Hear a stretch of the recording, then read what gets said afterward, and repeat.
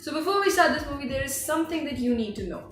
Now you might remember from the previous Thor movie, the battle between Odin and the Frost Giants. You know, where Odin destroyed the Frost Giants, defeated the Frost Giants, and took from them their source of power, which was this casket. Right, so I want you to imagine that battle, and I want you to change certain details from it. So instead of the Frost Giants from Jotunheim, we have the Dark Elves from Svartalfheim.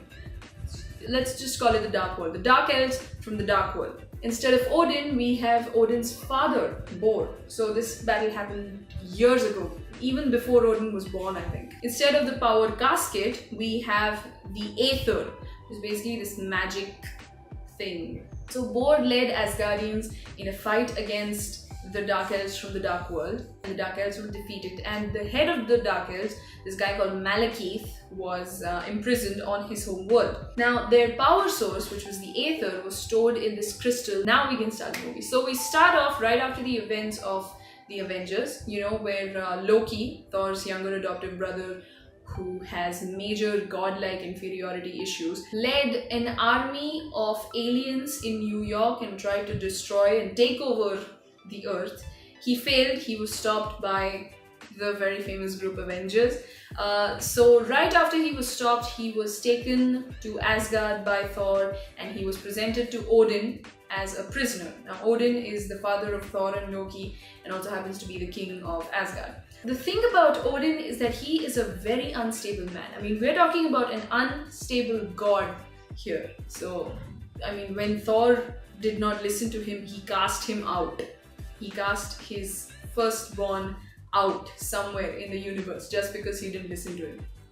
So when Loki is presented to Odin for his war crimes, Odin sentences him to lifetime imprisonment in the Asgard prison. Next thing we find out is that there is this rare event which is called the alignment of the 9 realms. Now you might remember from the previous Thor movie that the universe is divided into 9 realms. So in this event, all those realms will be in alignment.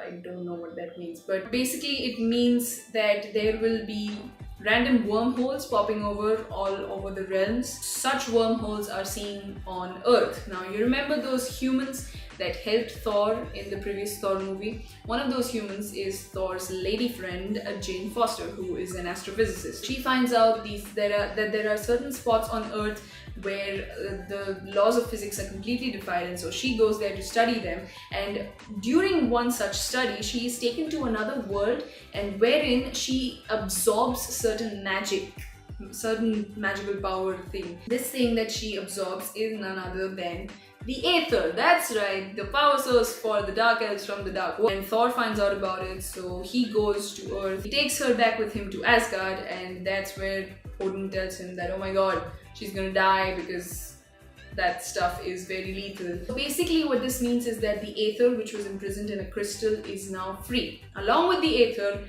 the head of the Dark Elves, Malekith, is also free. First thing that he goes for is the Aether, so he goes for Jane Foster.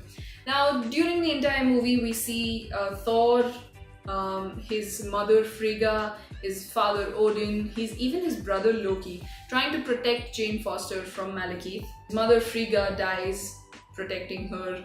Loki dies protecting her. Wait, I think that deserves a better reaction than that. Loki dies protecting Jane Foster and Thor. So he dies off-world, he dies on the Dark World. Long story short, we skip right to the end where there is a war between the Dark Elves leader Malekith and Thor wins. And so ultimately, nothing of importance happens here. So the only thing you need to remember about this movie is that Frigga, which is Thor and Loki's mother, dies. Now Loki was very close to her. Also Loki dies, supposedly, but here's the thing, he's the god of mischief, so he's not really going to die. He's only going to appear to die, because later in the final scene of the movie, we have a scene where Thor is talking to Odin. There's real character development for Thor. He goes from being an arrogant prince who wants to be king to this philosophically adept guy. When he leaves the room, we see that the guy who appeared to be Odin was actually not Odin and was Loki disguised as Odin. So we find out that Loki is not dead. So that's it. That's Thor 2, The Dark World for you. Not much story development here, but it is a really cool movie. I mean, there are certain emotional moments, and Tom Hiddleston is a great actor, so check it out. Maybe it doesn't affect our storyline in the long run, but it's a good movie. It's an MCU movie, it has to be good. So